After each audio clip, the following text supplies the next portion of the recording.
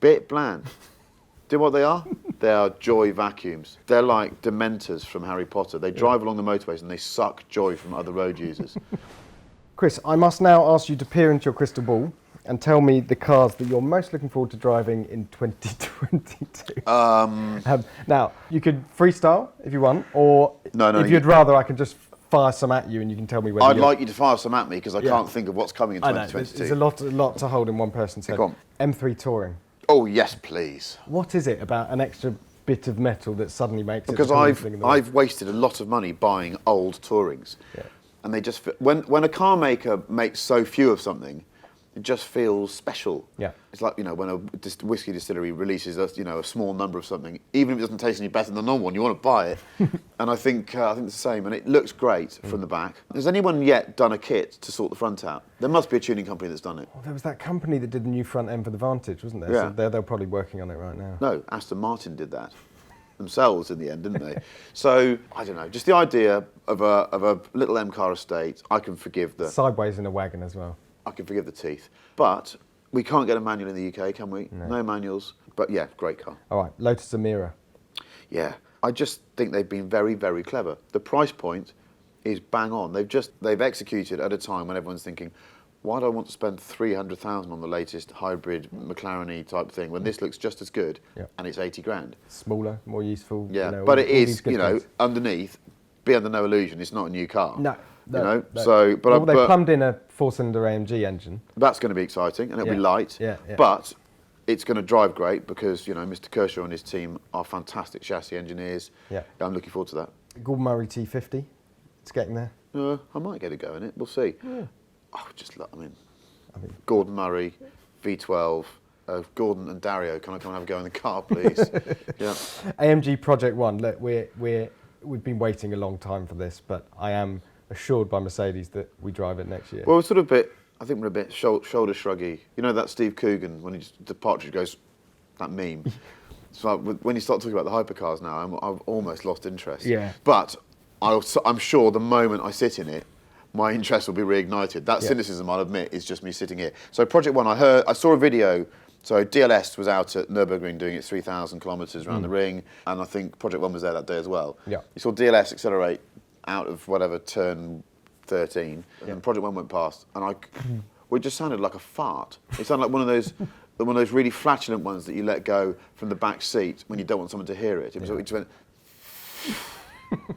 and I just thought, for all that money, I'm not really sure about this. Just thought of myself. But I've seen it up close. It's a lovely piece of packaging, and in the context of the Valkyrie, well, I was supposed to be driving a Valkyrie this week.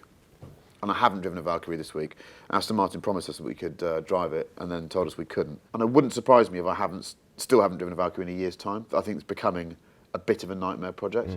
But because it's Adrian Newey, Red Bull, the spec is to die for. I mean, it's a remarkable thing on paper, the Valkyrie, right?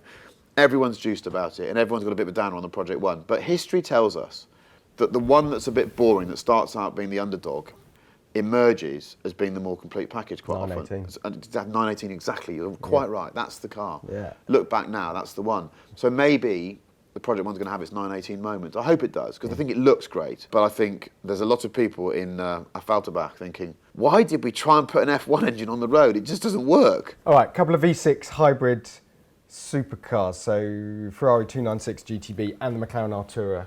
Yeah, so the 296, yeah. Why do I look at that and go yes, and I still look at the SF90 and go no? Is it just the price point? Yeah, it's a bit cheaper, but it's also rear-wheel drive only, so I think it'd be simpler. You just got a load of power going to the rear axle.